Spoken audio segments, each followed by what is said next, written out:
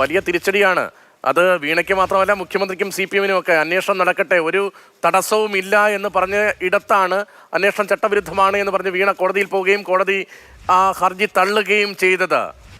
Arrest അടക്കം ഉണ്ടാകാനുള്ള സാധ്യത കാണുന്നുണ്ടോ? അല്ല, അറസ്റ്റ് ഉടനെ ഉണ്ടാകുമെന്ന് ഞാൻ വിചാരിക്കുന്നില്ല. SFIO പോലെയുള്ള ഒരു പ്രധാനപ്പെട്ട അന്വേഷണ ഏജൻസി തീർച്ചയായിട്ടും പരമാവധി തെളിവുകൾ സമാഹരിച്ചതിന് ശേഷം മാത്രമേ അറസ്റ്റ് അടക്കമുള്ള കടുത്ത നടപടികളിലേക്ക് പോകുള്ളൂ. അപ്പോൾ ആരൊക്കെ പ്രതിസ്ഥാനത്ത് വരും, ആരെയൊക്കെ അറസ്റ്റ് ചെയ്യും, അവർ എന്ത് സംഭവിക്കുന്നു നമ്മൾ ഈ ഘട്ടത്തിൽ എടുത്തു ചാടി ഒരു നിഗമനത്തിലേക്ക് എത്തുന്നതിൽ യുക്തിയില്ല എന്നാണ് എനിക്ക് തോന്നുന്നത്. ഇതിൽ നിയമപരമായിട്ടുള്ള പ്രശ്നം ഉണ്ട്. അതായത് കമ്പനി ആക്ടിന്റെ കീഴിൽ ഇതുപോലെയുള്ള ഫ്രോഡുകൾ, സീരിയസ് ഫ്രോഡ് ഇൻവെസ്റ്റിഗേഷൻ ഓഫീസ് എന്നാണ് ആ ഓഫീസിന്റെ പേര്, അങ്ങനെയുള്ള സംവിധാനങ്ങൾ ഉണ്ടാക്കിയിട്ടുള്ളതെന്ന് വെച്ചാൽ ഇതിൻ്റെയൊക്കെ പുറകിൽ വലിയ തോതിലുള്ള കൃത്രിമങ്ങൾ നടക്കുന്നുണ്ട്. ഇപ്പോൾ വീണയുടെ അഭിഭാഷകൻ തന്നെ അവിടെ കർണാടക ഹൈക്കോടതിയിൽ വാദിച്ചത് ഇത് വലിയ വലിയ തട്ടിപ്പുകാരെ പിടിക്കാൻ വേണ്ടിയിട്ടാണ് ഇങ്ങനെയുള്ള സംവിധാനങ്ങൾ ഉണ്ടാക്കിയിട്ടുള്ളത്. വീണ നടത്തിയ തട്ടിപ്പ് ആ വലിയ തട്ടിപ്പിന്റെ അഥവാ സീരിയസ് ഫ്രോഡിന്റെ പരിധിക്കകത്ത് വരികയില്ല എന്നുള്ളതാണ്.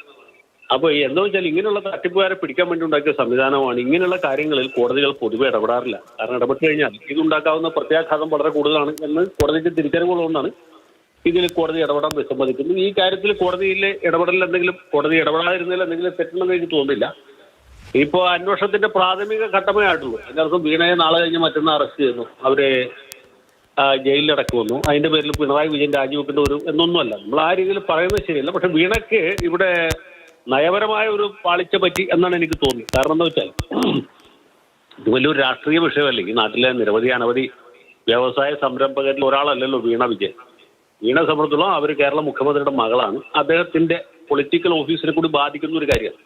സത്യത്തിൽ അന്വേഷണം നടക്കട്ടെ, ഞങ്ങൾ അന്വേഷണത്തിൽ നിരപരാധിത്വം തെളിയിച്ചോളാം എന്ന നിലപാടാണ് CPM-ഉം മുഖ്യമന്ത്രിയും മകളും എടുക്കേണ്ടിയിരുന്നത് എന്നാണ് ഒരു രാഷ്ട്രീയ നിരീക്ഷകൻ എന്നുള്ള നിലയ്ക്കുള്ള എൻ്റെ അഭിപ്രായം. അഭിഭാഷകർ എന്നുള്ള നിലയ്ക്ക് ഇങ്ങനെ ഒരു ഇടക്കാല ഉത്തരവ് കിട്ടാനുള്ള സാധ്യത വളരെ വിദൂരമായിരുന്നു. അപ്പോൾ പ്രത്യേകിച്ച് എൻഫോഴ്സ്മെന്റിനും ഇതുപോലുള്ള ഏജൻസികൾക്കോ അപരിമിതമായ അധികാരമാണ് കൊടുത്തത്. ഇത് രാഷ്ട്രീയമായിട്ട് CPM-ന് ഒരു തിരിച്ചടിയാണ്. ഇങ്ങനെ ഒരു ഹർജി കൊടുത്ത് വിപരീത വിധി വാങ്ങിച്ചു. അതന്നെ എനിക്ക് പറയുന്നത്. ഇപ്പോൾ CMRL നിന്ന് രേഖകൾ പിടിച്ചെടുത്തു, KSIDC-യിൽ നിന്നുള്ള രേഖകൾ പരിശോധിച്ചു, അതിന് പിന്നാലെ എക്സാലോജിക്കിന്റെ കൂടുതൽ രേഖകൾ ആവശ്യപ്പെട്ടു. വീണയെ ചോദ്യം ചെയ്യാൻ വിളിപ്പിച്ചേക്കും എന്ന വാർത്തകളൊക്കെ അന്തരീക്ഷത്തിൽ നിൽക്കുന്നതിനിടയിലാണ് ഇങ്ങനെ ഒരു ഹർജി കോടതിയുടെ പരിഗണനയ്ക്ക് വന്നത്. അതുകൂടി ഒരു കാരണമായിട്ടുണ്ടാകുമോ ഇങ്ങനെ ഒരു ഹർജി ഫയൽ ചെയ്യാൻ? അതെ, കേന്ദ്ര ഏജൻസികൾക്ക് അപരിമിതമായ അധികാരമുള്ളത് കൊണ്ട്, പ്രത്യേകിച്ച് തെരഞ്ഞെടുപ്പ് അടുത്തേക്കുന്ന സമയമായതുകൊണ്ട്, വളരെ പെട്ടെന്ന് അന്വേഷണം തുടങ്ങിയതുകൊണ്ട്, അത് പൂർത്തീകരിക്കാൻ 8 ആഴ്ച മാത്രം സമയം അനുവദിച്ചിട്ടുള്ളത് കൊണ്ട് വളരെ പെട്ടെന്ന് അറസ്റ്റ് ഉണ്ടാകുമെന്നും അത് തെരഞ്ഞെടുപ്പിൽ ഒരു തിരിച്ചടി ആയേക്കുമെന്ന് സംശയിച്ചിട്ടാണ് ഇവർ ഇങ്ങനെ ഒരു നടപടിയായിട്ട് പോയതെന്നാണ് വിചാരിക്കുക.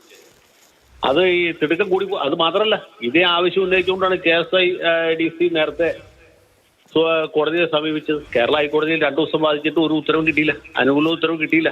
അതുകൊണ്ടാണ് ഇതുമായിട്ട് ഉടനെ തന്നെ കർണാടക ഹൈക്കോടതിയെ സമീപിച്ചത്. അല്ലാതെ കേരള ഹൈക്കോടതിയേക്കാൾ മഹത്വം കർണാടക ഹൈക്കോടതിക്ക് ഉള്ളതുകൊണ്ടല്ല. അപ്പൊ ഇവിടെ ഫലിക്കാതെ വന്ന് ഇനി അവിടെ ശ്രമിച്ചു നോക്കാമെന്ന് വിചാരിച്ച് ഒരു ശ്രമം നടത്തിയതാണ്. ഇപ്പൊ അതും ഫലിച്ചില്ല എന്നുകൊണ്ട് മനസ്സിലാക്കാം. ശരി, നന്ദി ശ്രീ ജയശങ്കർ ഈ വിഷയത്തിൽ പ്രതികരിച്ചതിന്.